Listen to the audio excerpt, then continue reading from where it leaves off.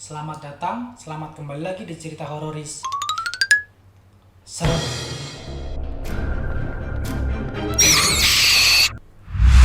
Kali ini, cerita hororis menceritakan kisah seorang yang bernama Hani yang baru saja mendapat pekerjaan baru dan tempat tinggal baru.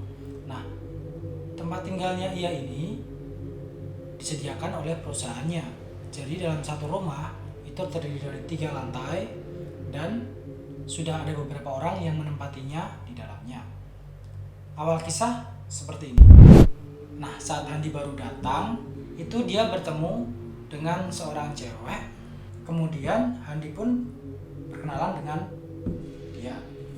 Mbak, selamat malam. Saya Handi, karyawan baru di sini.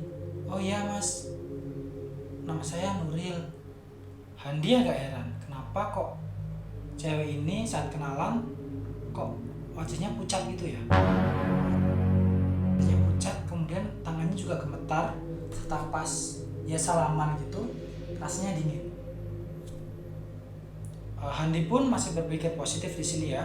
Jadi dia merasa kalau mungkin mbaknya ini kalau ketemu orang baru memang seperti itu sifatnya. Kemudian mbaknya ini setelah kenalan langsung masuk kamar lagi. Kemudian dari belakangnya tiba-tiba ada seorang datang. Handi pun langsung menoleh ke belakang dengan kaget. Lagi-lagi itu dia kenalan dengan orang tersebut. Halo Mas, nama saya Handi, karyawan baru di sini. Kemudian mas-mas tersebut, oh iya, saya juga di sini. Begitu kata mas tersebut. Kemudian Handi pun bertanya, oh iya Mas, kamar saya di sini di sebelah mana ya? Kemudian mas tersebut menjawab, ikut saya di lantai atas di depan tangga. Saat di atas ini karena Handi udah capek banget kan, badannya udah capek pegel karena seharian dalam perjalanan. Kemudian Handi pun berencana untuk tidur. Nah, masalahnya kamar tersebut itu gelap, tidak ada penerangannya sama sekali. Lampunya dalam posisi mati. Mas-masnya yang tadi pun ikut masuk ke kamar tersebut. Kemudian si Handi pun bertanya lagi, Mas, satu kamar di sini juga kah? Kemudian mas tersebut menjawab, iya. Nah, si Handi pun merasa agak lega karena apa?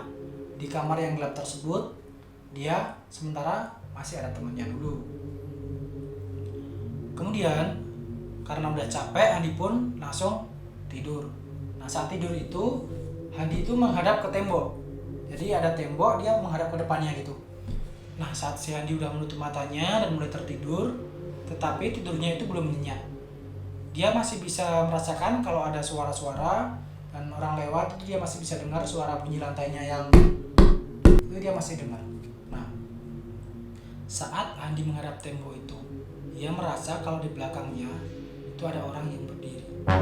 Kemudian Handi berpikir kalau itu adalah mas yang kenalan dengannya tadi. Nah, itu namanya Wahyu. Kemudian Handi pun menoleh. Saat Handi menoleh, Handi agak kaget karena nggak ada orang berdiri di situ. Handi pun merasa agak merinding sebenarnya. Saat Handi mulai tidur lagi, tiba-tiba kembali lagi. Ada seperti suara hentakan kaki. Kemudian dia merasakan kalau di belakangnya itu ada orang yang berdiri.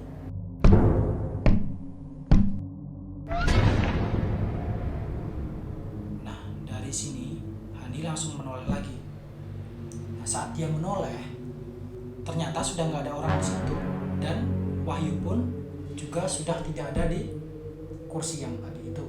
Walaupun kamar Handi dalam posisi gelap, dia masih tahu kalau di situ ada orang atau enggaknya. Karena kenapa? Itu di depan kamarnya Handi itu masih ada lampu yang menyinari ruang tengahnya itu. Kemudian kamarnya Handi itu di atasnya depan pintu ada jendela kecil. Jadi masih ada sedikit bayangan di dalamnya. Karena merasa agak aneh, ada yang ganggu itu tadi, ada yang mengikuti. Handi pun tidurnya terbalik. Ya punggungnya yang menghadap ke tembok. Jadi dia nggak berani lagi tidur menghadap ke tembok. Handi pun tertidur lagi. Nah, malam itu Handi pun terbangun karena mendengar suara-suara seperti orang tertawa gitu, anak kecil tertawa gitu.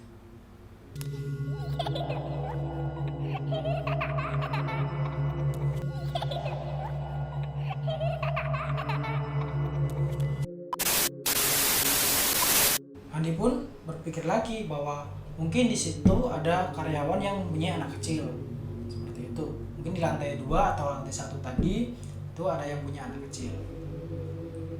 Nah, kemudian Handi karena merasa gak nyaman gitu ya dengar suara itu, dia pun pergi membuka pintu. Kalau pintunya itu dibuka keluar, ngecek sebentar gitu, apakah benar itu suara anak kecil. Tapi tiba-tiba suara itu hilang begitu saja.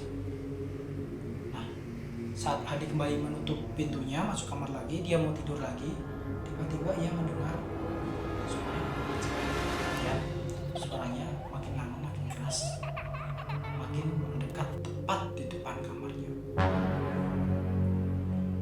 Nah, si Hadi pun mau membuka kamarnya, tapi dia agak takut juga karena udah malam-malam, masa anak kecil berkeliaran sendirian, berjalan sendirian gitu.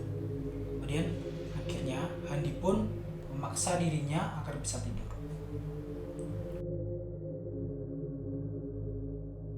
Nah, semenjak kejadian malam itu, Handi pun bangun dengan wajah yang kurang mengenakan karena tidurnya malam itu nggak nyenyak gitu. Jadi saat hari itu pertama kali ia masuk kerja. Nah, di hari pertama itu di kantor dia bertemu dengan teman-temannya. Nah, kemudian Handi pun nanya ke si Nuril, kenapa kok semalam dia langsung masuk kamar? Apakah memang sifatnya seperti itu? Kemudian si Nuril pun jawab, iya maaf, semalam aku langsung masuk kamar karena aku agak merinding. Tiba-tiba di belakang kamu itu ada sosok yang hitam dan seram. Pokoknya serem banget deh. Jadi aku buru-buru masuk kamar gitu. Nah, si Handi di sini masih belum percaya karena mungkin dia anak baru mau dikerjain, begitu pikirnya. Nah, kemudian si Handi pun melanjutkan pertanyaannya lagi. Enggak kok, semalam setelah kamu masuk kamar itu ada Wahyu yang nganterin aku kamar. Dia juga mau ikut tidur di kamarku, tapi tiba-tiba malam udah nggak ada. Kemudian si Nuril pun terdiam. Wahyu siapa? Begitu kata Nuril. Kemudian si Handi pun menjawab, iya yang semalam itu yang nganterin aku, si Wahyu, bukannya dia tinggal di situ juga. Kemudian Nuril pun menjawab, jadi begini, Wahyu itu sudah meninggal beberapa hari yang lalu sebelum kamu datang, dan sekarang kamu ini menggantikan posisinya Wahyu di pekerjaan ini, dan kamar yang kamu tempati itu adalah bekas kamarnya Wahyu. Oke teman-teman, jadi kalau kalian suka cerita seperti ini, kalian bisa request di kolom komentar di bawah, akan aku bawakan cerita yang lainnya. Jangan lupa di subscribe dan nyalain loncengnya.